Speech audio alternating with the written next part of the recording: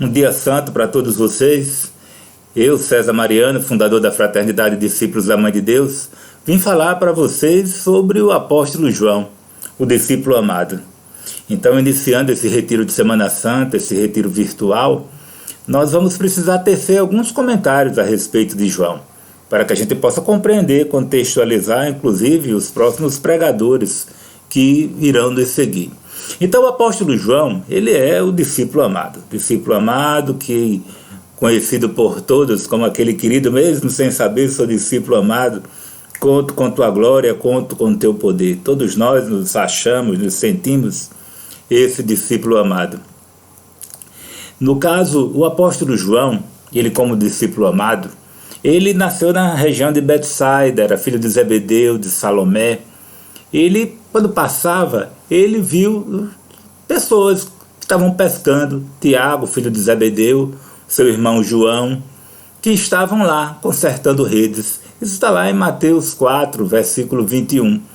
A tradição da igreja coloca que ele residiu na região de Éfeso, depois ele fundou igrejas, núcleos católicos. Ele foi preso na ilha de Patmos.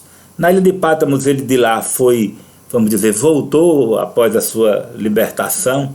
Ele voltou para Éfeso. Eu acredito que tenha morrido lá em Éfeso. Ele tinha em torno de 94 a 100 anos.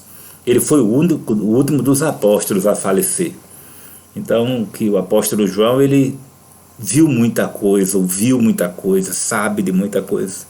Precisamos entender um pouco sobre esse personagem bíblico tão importante, que tanto escreveu nas Sagradas Escrituras, seus evangelhos, suas cartas, nos Atos dos Apóstolos teve grande participação, é um apóstolo muito, muito vivo. Temos que entender que nosso apóstolo João, ele tem um temperamento que vamos entender se ele era melancólico, se ele era colérico.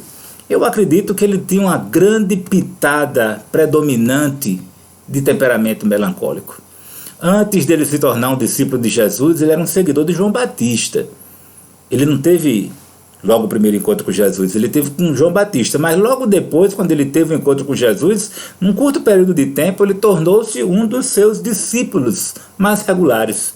Isso está lá escrito no Evangelho de São Marcos, capítulo 1, no Evangelho de Lucas, capítulo 5, versículo 10. Então esse temperamento nós vamos tentar entender ao longo do programa.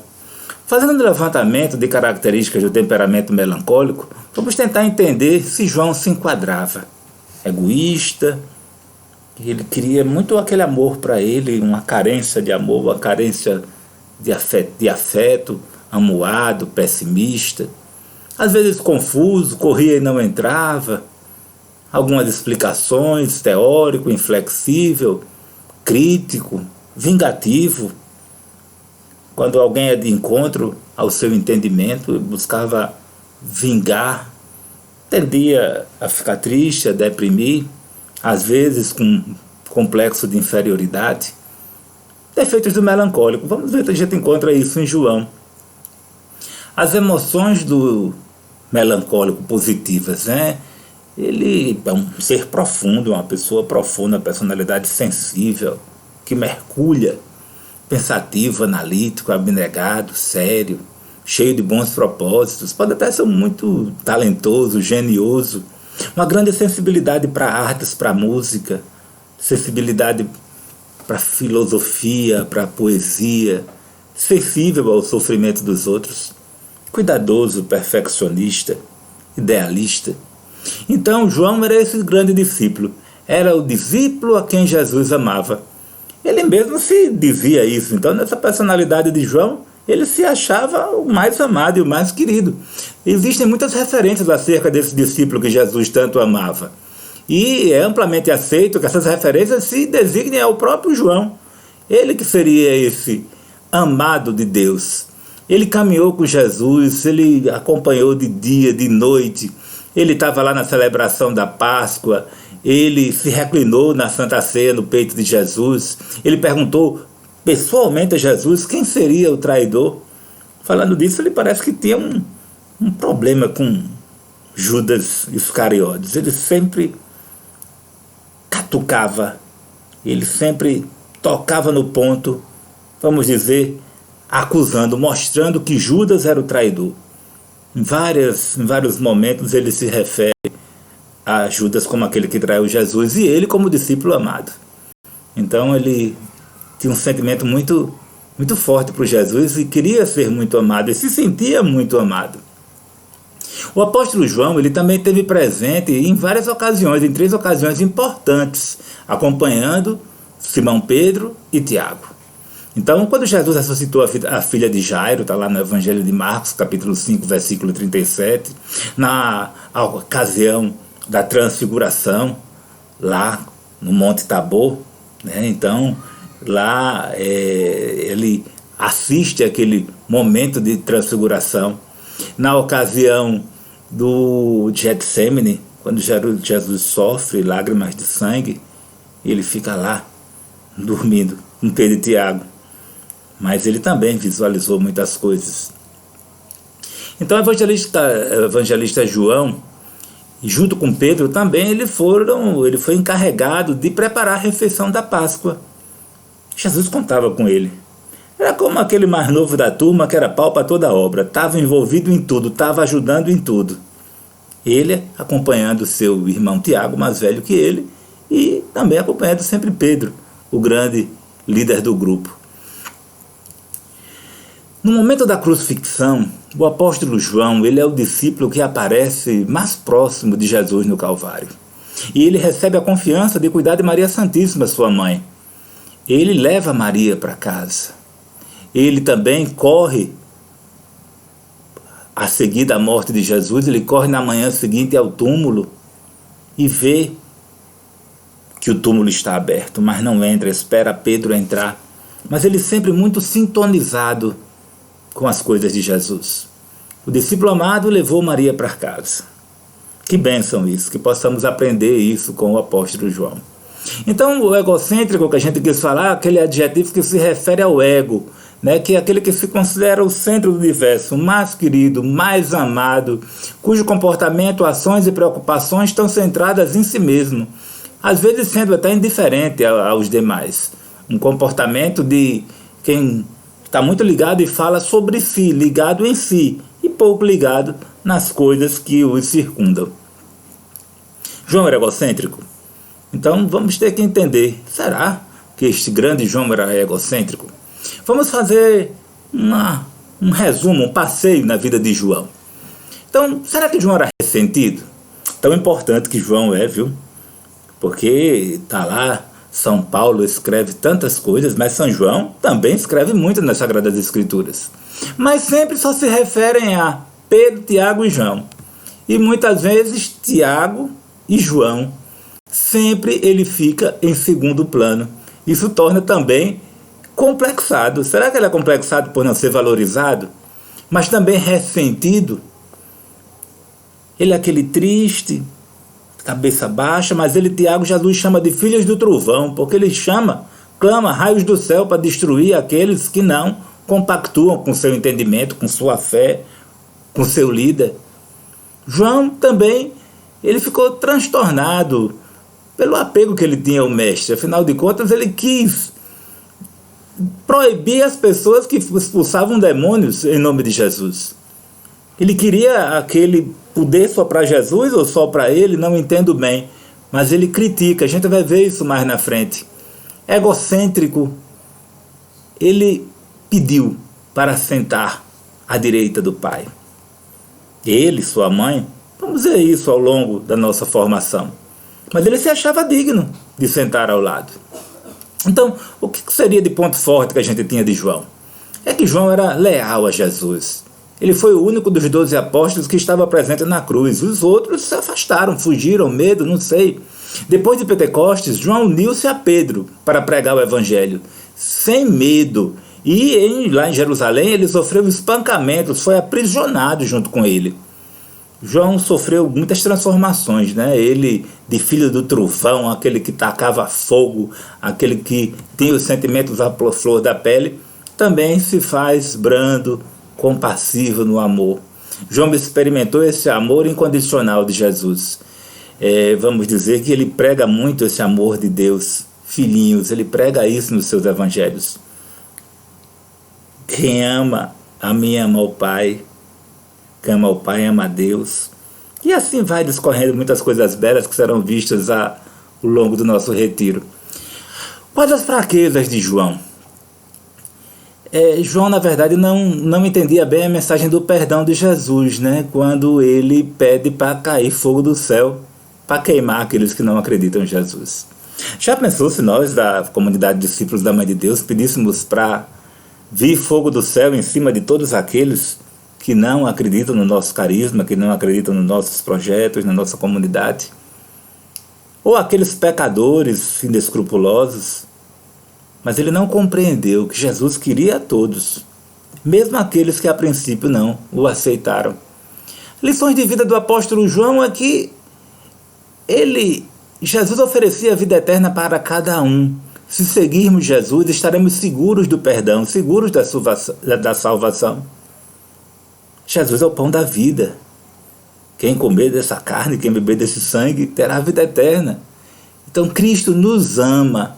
Então devemos amar também aos outros. E Deus é amor. Ele é amor, e como cristão, nós precisamos amar a todos. Todos os do nosso lado, nossos amigos, familiares, inimigos, vizinhos. Pois é. Lá no Evangelho de São Marcos, capítulo 10, versículo do 35 ao 38, nos diz: aproxima-se de Jesus Tiago e João, filhos de Zebedeu, e disseram-lhe: Mestre, queremos que nos conceda tudo o que te pedimos. E Jesus diz: que queres que eu vos faça?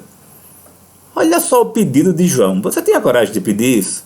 Concede-nos que sentemos na tua glória, uma à tua direita e outra à tua esquerda. Tiago e João. Jesus diz: não sabe o que pedis, retorquiu Jesus. Podeis vós beber o cálice que eu vou beber? Ou ser batizado no batismo em que eu vou ser batizado?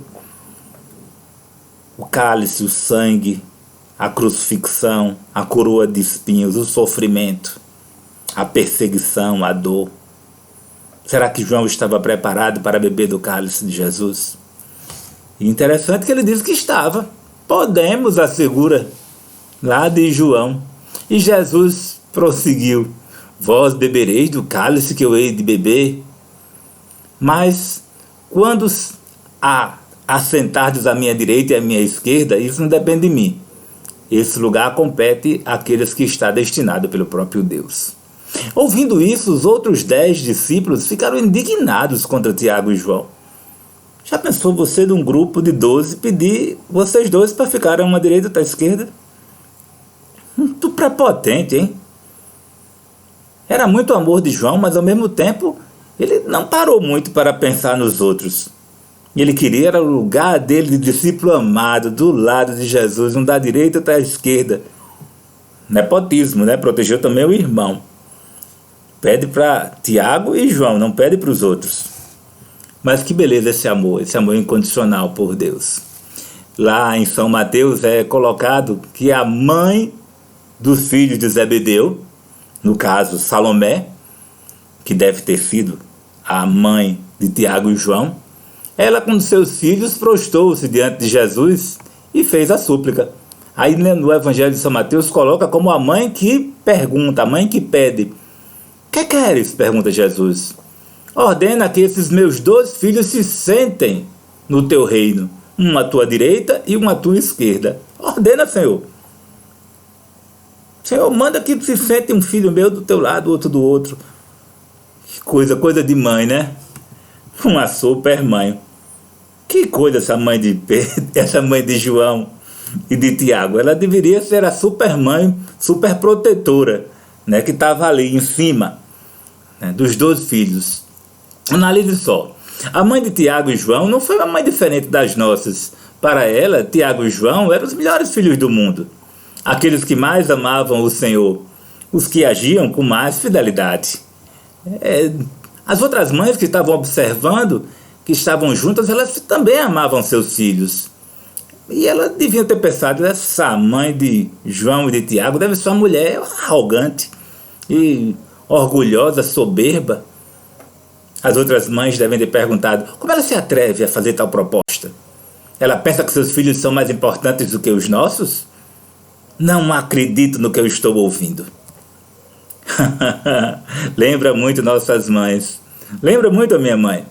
As mães jamais deviam censurá-la, pois com certeza elas agem do mesmo jeito. Ora, afinal de contas, olha, mamãe era desse jeito. O mais inteligente da turma da universidade, o melhor jogador do time de basquete, o mais bonito da turma, o mais espiritual dentre todos os jovens da igreja. Coisas de mãe. Menino mimado, mãe que mima, menino amado, mãe que ama. Lá em São Marcos, no Evangelho no capítulo 9, versículo 33 e 34, fazendo esse resumo que nós estamos fazendo da vida de João, voltaram para Cafarnaum. Quando já estava em casa, Jesus perguntou-lhe: de quem falavam pelo caminho? Perguntou aos discípulos, mas eles se calaram. Porque como no caminho eles estavam discutindo qual deles era o maior.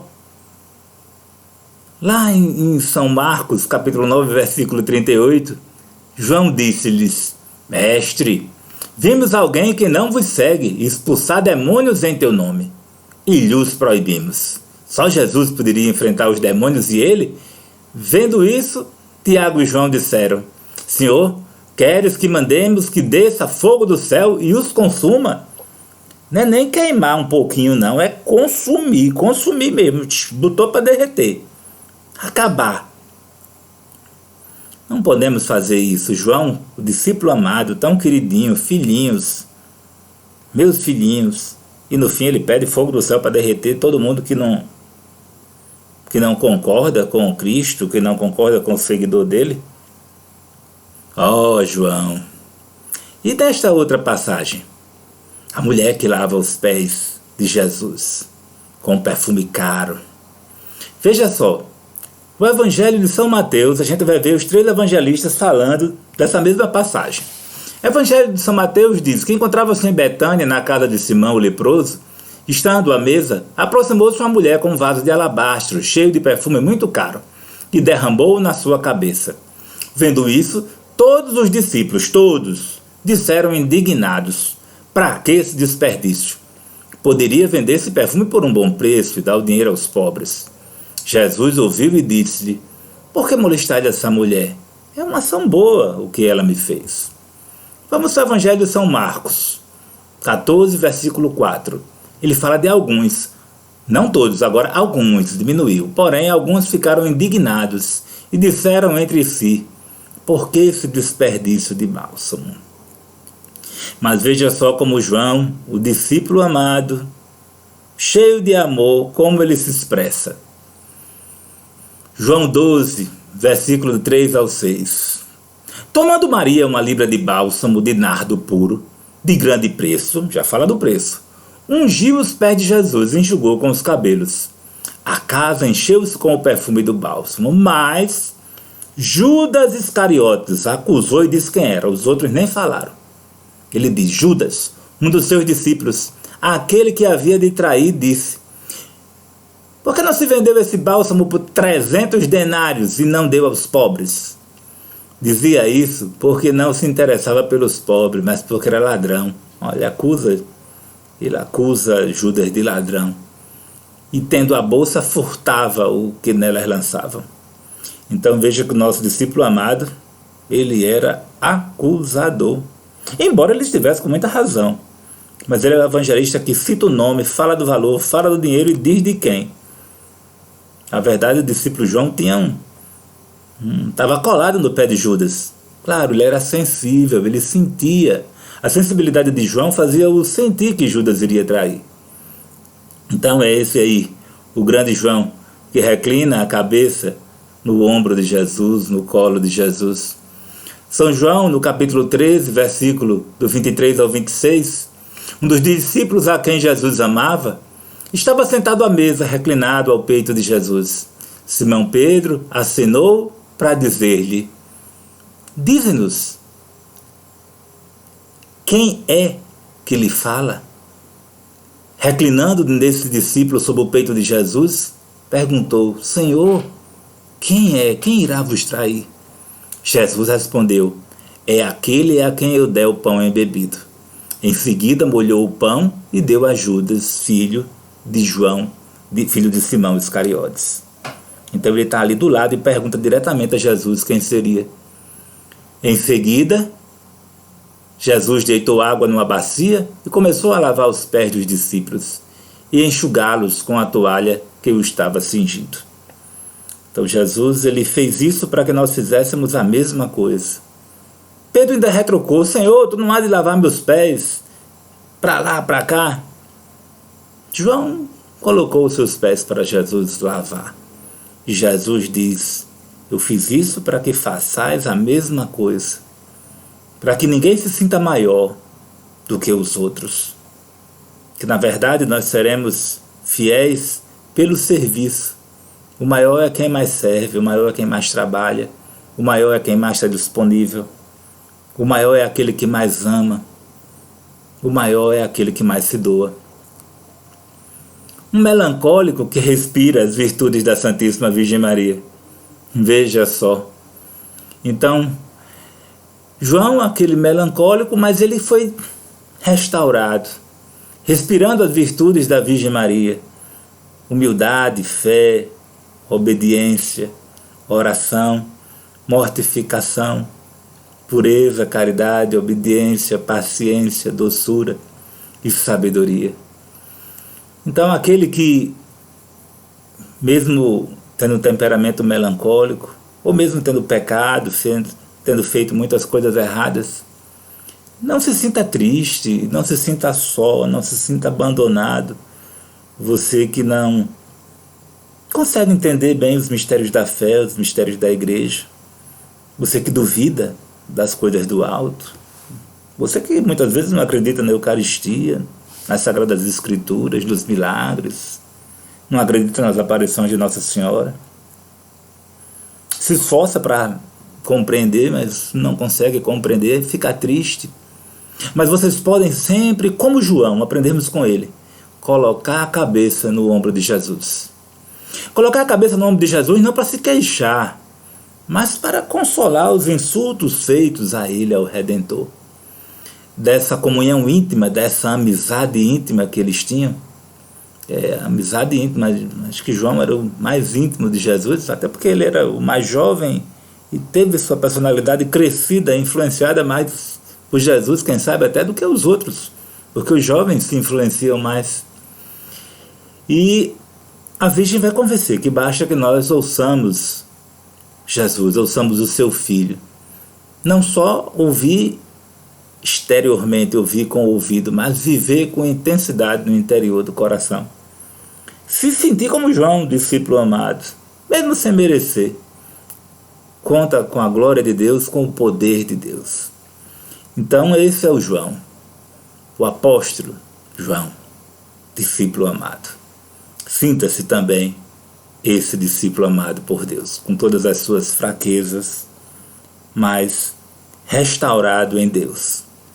Aquele que lança fogo do céu, põe a cabeça no colo, no ombro, no peito de Jesus.